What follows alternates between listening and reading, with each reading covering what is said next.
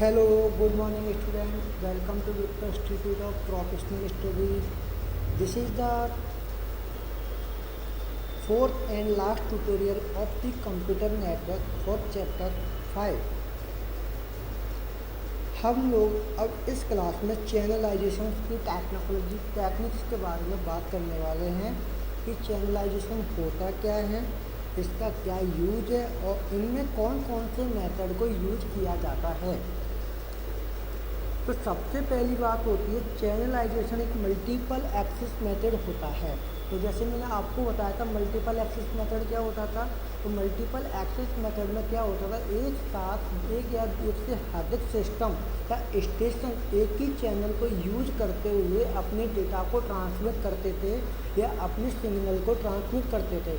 तो वो क्या होता था, वो डेटा या सिग्नल तो कहीं ना कहीं जाके एक दूसरे से टकराते थे, कोलिजन होता था और उसके कारण क्या होता है, वो डेटा के पैकेट या डेटा या फ्रेम ख़राब हो जाते थे।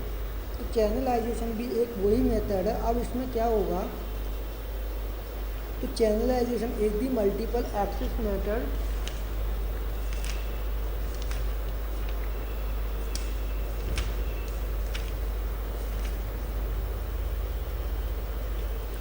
तो multiple access is the technique of sharing और डिवाइडिंग चैनल। तो मल्टीपल एक्सेस के अंदर जो टेक्निक यूज की जा रही है वो केवल इसलिए यूज की जा रही है, जो कोलिजन होता था या जो टकराव होता था डेटा के सिग्नल्स में या फ्रेम में, तो उनको इम्प्रूव करने के लिए, उनको ख़त्म करने के लिए, हटाने के लिए, रिमूव करने के लिए टेक्निक यूज कर रहे थे मल्टीपल एक्सेस। तो इसके अंदर क्या हो रहा है कि हम ये करते हैं, चैनल जो होते हैं हमारे यानी ट्रांसमिशन मीडियम, उनको या तो शेयर कर दें हर स्टेशन के पास या उनका डिवाइडेशन कर दें और नंबर ऑफ स्टेशन से, तो यानी नंबर ऑफ स्टेशंस के लिए। तो इनके अंदर क्या है, तीन कॉमनली मेथड यूज किए जाते हैं। पहला है फ्रीक्वेंसी डिवीजन मल्टीपल एक्सेस, जो कि आप अपनी स्क्रीन पर देख रहे हो, जिसका शॉर्ट फॉर्म होता है FDMA। फिर उसके बाद दूसरा मेथड है आपका TDMA यानी time division multiple access. Third है आपका CDMA code division multiple access. Clear. अब हम लोग बात करेंगे फ्रीक्वेंसी डिवीजन मल्टीपल एक्सेस यानी FDMA की। In FDMA the available bandwidth is divided into m number of smaller frequency band called sub band. FDMA के अंदर क्या होता है, आपको पता है कि हर स्टेशन जो डेटा ट्रांसमिट करता है उनकी एक बैंडविड्थ होती है, हर स्टेशन के पास एक बैंडविड्थ होता है। तो उस बैंडविड्थ जो स्टेशन के आस अवेलेबल बैंडविड्थ होती है, उस बैंडविड्थ को स्मॉलर फ्रीक्वेंसी यानी छोटे छोटे फ्रीक्वेंसी बैंड में डिवाइडेड कर दिया जाता है या डिवाइड कर दिया जाता है, उनको बोलते हैं हम सब band. Each station transmit it information continuously on A assign सब बैंड। फिर क्या करते हैं, इन फ्रीक्वेंसी के सब बैंड को हर स्टेशन को असाइन कर दिया जाता है।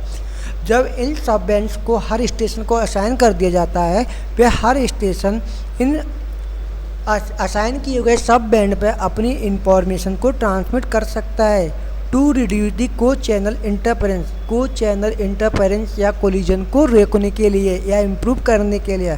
ठीक है, समझ आया होगा बेटा FDMA क्या होता है। तो FDMA में क्या होता है, एक बैंडविड्थ होती है, उनको स्मॉलर फ्रीक्वेंसी बैंड में डिवाइड किया जाता है, जिन्हें हम लोग बोलते हैं सब frequency band.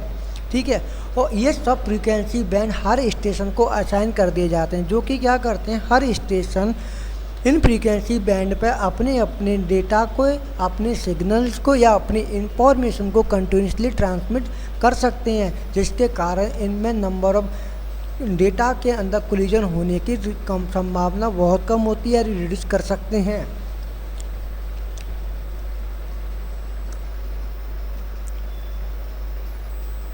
Guard band between two सब बैंड इज प्रोवाइडेड। दो सब बैंड के बीच में एक गार्ड बैंड भी प्रोवाइड, गार्ड मतलब प्रोटेक्शन करने वाला, यानी उनकी फ्रीक्वेंसी आपस में क्या ना हो, मिले ना, मिक्स ना हो, ना डिवाइड हो। तो उसके लिए क्या किया जाता है, हर फ्रीक्वेंसी सब बैंड के बीच में गार्ड बैंड भी लगाया जाता है। यदि W equal to AB level, मान के W आपका क्या है, AB लेवल बैंडविड्थ है पूरी चैनल की, R क्या है आपका डाटा रेट ऑफ चैनल है, M क्या है नंबर ऑफ स्टेशन है। तो ट्रांसमिटेड हर स्टेशन की ट्रांसमिट रेट निकालनी होगी तो हम उसके लिए जो फॉर्मूला यूज करते हैं वो फॉर्मूला होता है R/M, और उसकी जो यूनिट होती है वो होती है बिट पर सेकेंड। तो इस तरीके से हर स्टेशन की हम लोग ट्रांसमिट रेट फाइंड आउट कर सकते हैं FDMA के अंदर। क्लियर बेटा?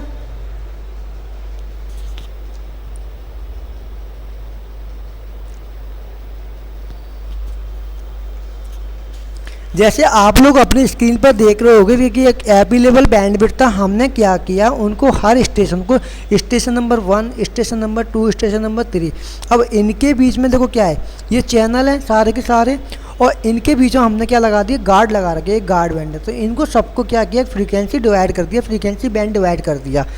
तो इस स्टेशन के बाद अपना फ्रीक्वेंसी बैंड होगा, इसके पास अपना होगा, इसके पास अपना होगा, इसके पास अपना होगा।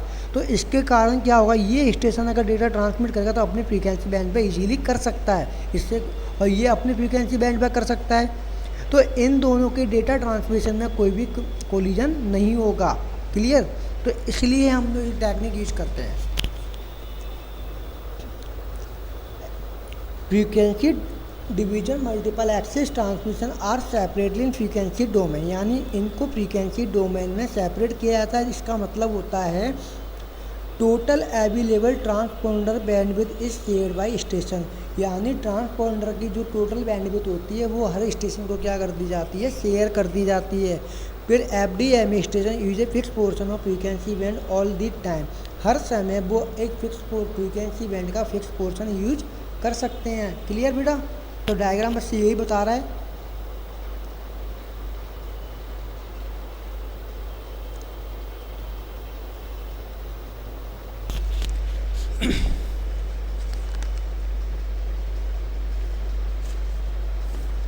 अगला आपका टॉपिक है time division multiple access.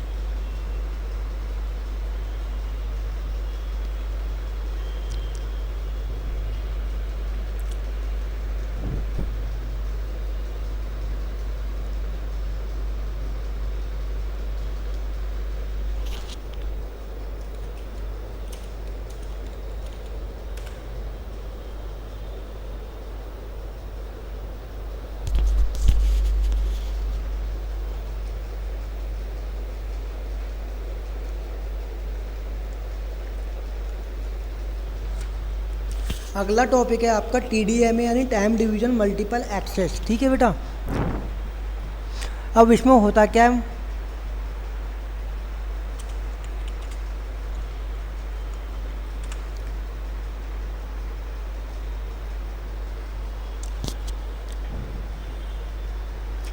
TDMA का पूरा नाम होता है टाइम डिवीजन मल्टीपल एक्सिस। ये एक मल्टीपल एक्सिस टेक्निक है।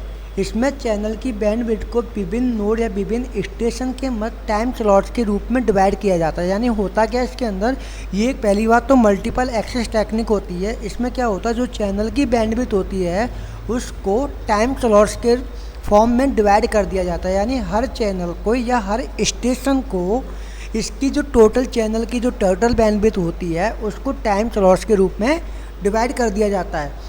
तो क्या होता है, TDMA में हर चैनल की बैंडविड्थ क्या होती है, इक्वल होती है। जो हर स्टेशन के बीच में क्या होते हैं, टाइम स्लॉट को शेयर करते हैं। TDMA में डिफरेंट स्टेशन के बीच में सिंक्रोनाइजेशन करना बहुत ज़्यादा मुश्किल होता है। इसमें हर स्टेशन को प्रारंभिक टाइम स्लॉट और इसमें हर स्टेशन को क्या होता है, स्टार्टिंग टाइम स्लॉट और एंडिंग टाइम स्लॉट की लोकेशन पता होना ज़रूरी है। इसमें डिले करने से के लिए डिले को कम करने के लिए गार्ड टाइम को स्थापित किया गया।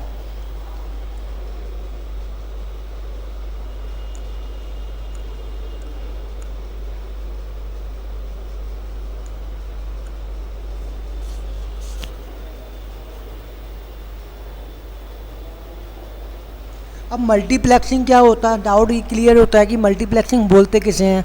तो किसी भी कम्युनिकेशन मीडियम या कम्युनिकेशन मीडियम में क्या होता है, एक बार में ही एक ही इन्फॉर्मेशन को हम लोग सेंड कर सकते हैं। लेकिन इस टेक्नोलॉजी का यूज करके क्या हो, इसका यूज करते हुए तो क्या होता है, हमारा जो मीडियम होता है ट्रांसमिशन मीडियम वो अच्छा नहीं होता है। तो मल्टीप्लिकेशन टेक्निक में क्या होता है, हम डिफरेंट डेटा को मिलाकर एक टोटल डेटा बनाते हैं, जिससे हम क्या करते हैं, कम्युनिकेशन मीडियम पे भेज देते हैं। तो इसी टेक्निक को हम लोग जो बोलते हैं वो बोलते हैं मल्टीप्लेक्सिंग। क्लियर? यानी एक डेटा भेजा तो वो क्या करेगा, जैसे एक डेटा भेजा वो क्या करेगा, डिफरेंट डेटा को ट्रांसमिट करेगा, यानी डिफरेंट डेटा को एक ही डेटा के फॉर्म में सेंड करता है। तो ये होता है मल्टीप्लेक्सिंग टेक्निक। ठीक है। अब TDMA, तो TDMA में क्या होता है, एक बैंडविड्थ मान के चलो आपके स्टेशन की ही है, तो इस बैंडविड्थ को क्या करते हैं, डिफरेंट टाइम स्लॉट में डिवाइड कर दिया, मान लो T1, T2, T3 हर स्टेशन के लिए। ठीक है।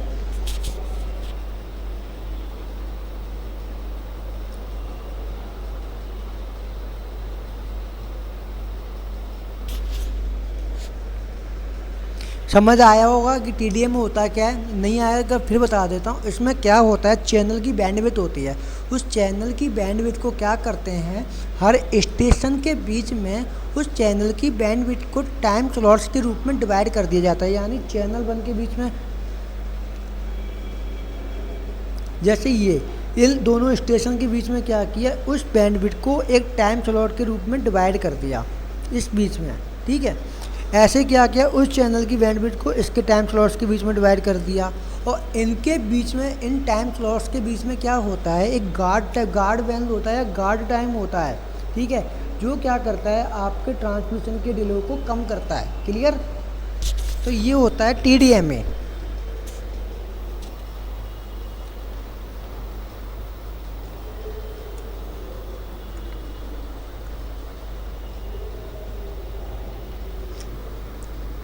अब एडवांटेज ऑफ TDMA देख लेते हैं। TDMA का एडवांटेज क्या है,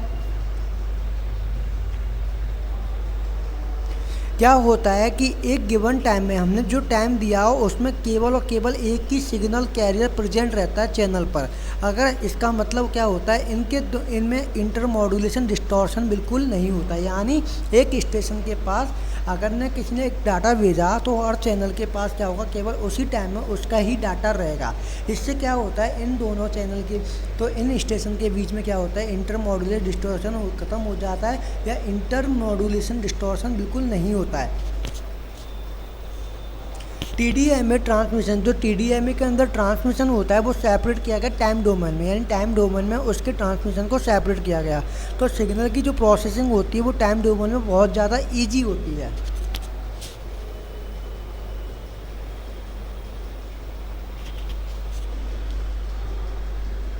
TDMA is most efficient method of transmission. TDMA method जो है बहुत अच्छा मेथड है ट्रांसमिशन करने के लिए, क्योंकि इसके ट्रांसमिशन रिसोर्स को हम बहुत इजीली यूज कर सकते हैं।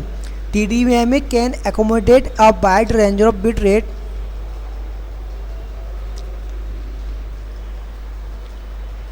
TDMA क्या करता है, एक बिट रेट की वाइड रेंज को हर स्टेशन को अलाउ करता है, वो कहीं भी किसी भी सेवरल स्लॉट में अलाउ कर सकता है। तो TDMA जो होता है वो FDMA के कंपैरिजन में बहुत ज़्यादा फ्लैक्सिबल होता है। TDMA का डिसएडवांटेज देख लेते हैं, जिसमें जो बिट ऑफ फ्रेम की टाइमिंग होती है वो किसके द्वारा मेंटेन की जाती है, टाइम डिवीजन मल्टीपल एक्सेस के, जो कि बहुत ज़्यादा, ये इसका क्या है, डिसएडवांटेज है।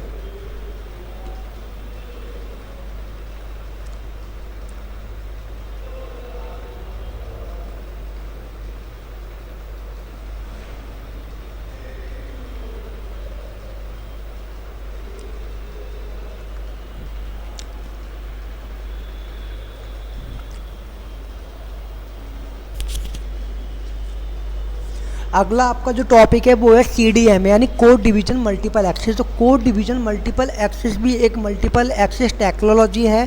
ठीक है।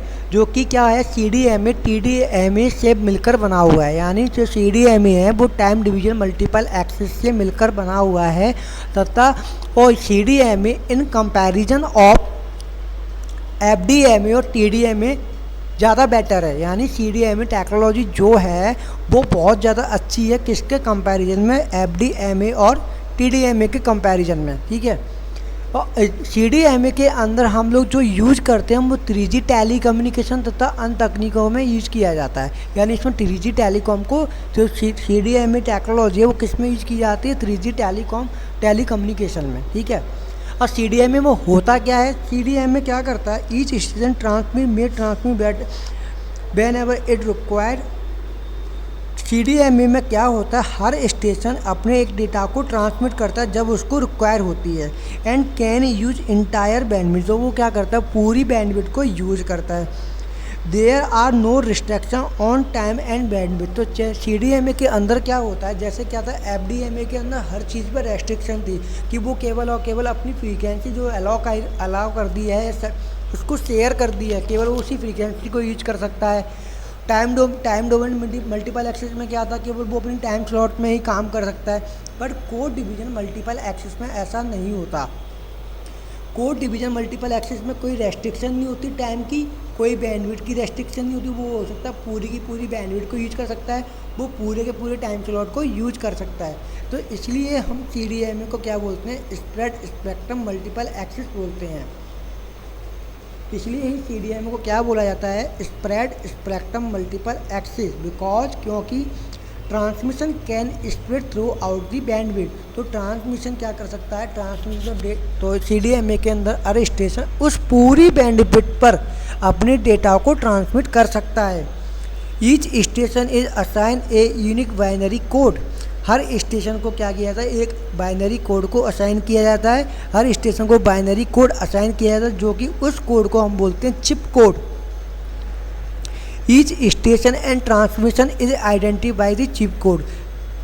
तो क्या होता है, हर स्टेशन और ट्रांसमिशन स्टेशन होता है वो किससे आइडेंटिफाई करता है स्टेशन को, हर स्टेशन ट्रांसमिशन को किससे आइडेंटिफाई करता है, यानी उसके चिप कोड से आइडेंटिफाई करता है। The receiver use chip code to recover the signal from the desired station.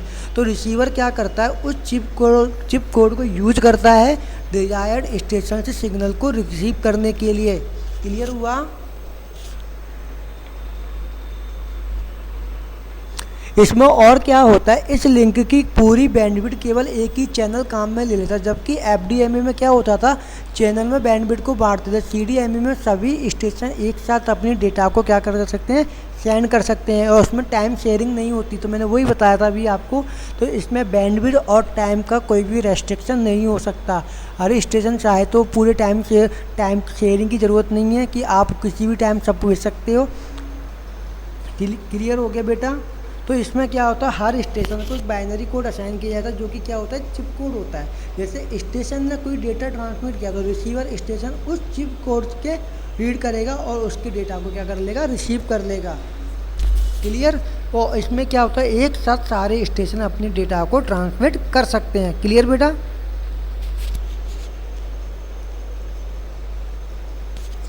अब हम लोग देखते हैं application of CDMA। CDMA is use for wireless system. CDMA जो टेक्निक यूज की जाती है वो वायरलेस सिस्टम के लिए यूज की जाती है, ठीक है। मोबाइल स्टेशन होते हैं, जैसे बेस स्टेशन होते हैं, जो कि एक डिस्टेंस वो होते हैं, काफ़ी डिस्टेंस को मतलब बैरी करते रहते हैं। CDMA is use in satellite system. CDMA technology किस में यूज की जाती है, सैटेलाइट सिस्टम में की जाती है। CDMA is use in digital cellular telephone service. Digital cellular telephone service में भी CDMA टेक्नोलॉजी यूज की जाती है। Wide band CDMA for digital cell phone. Digital cell phone के लिए वाइड बैंड CDMA टेक्नोलॉजी भी यूज की जाती है।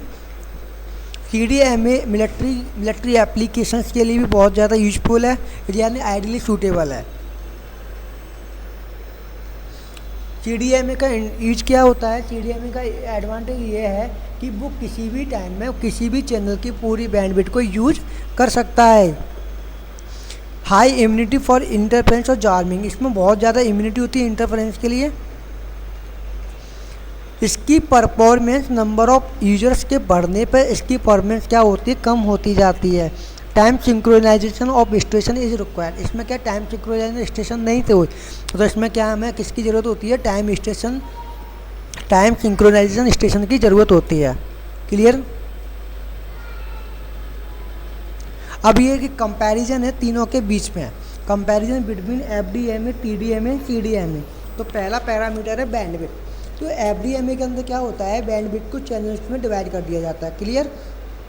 टीडीएमए में क्या होता है, एक चैनल होता है उसको टाइम शेयरिंग बैंडविड्थ दी जाती है। सीडीएमए में क्या होता है, वो कुछ भी बैंडविड्थ को भी शेयर कर सकता है और टाइम को भी शेयर कर सकता है।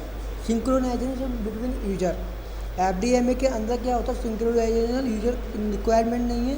टीडीएमए में रिक्वायर्ड होता है, सीडीएमए में नॉट रिक्वायर्ड होता है। गार्ड बैंड, एफडीएमए में बैंड रिक्वायर्ड होता है, टीडीएमए के अंदर गार्ड टाइम रिक्वायर्ड होता है। इसमें दोनों ही चीज़ें क्या होती है, रिक्वायर्ड होती हैं। Code word not required FDMA के अंदर, टीडीएमए के अंदर नॉट रिक्वायर्ड और सीडीएमए के अंदर क्या होता है, रिक्वायर्ड होता है। क्लियर। तो ये था आपका चैप्टर 5 का फोर्थ ट्यूटोरियल, जिसमें हमने इस चैप्टर को पूरा देखा और हमने समझा।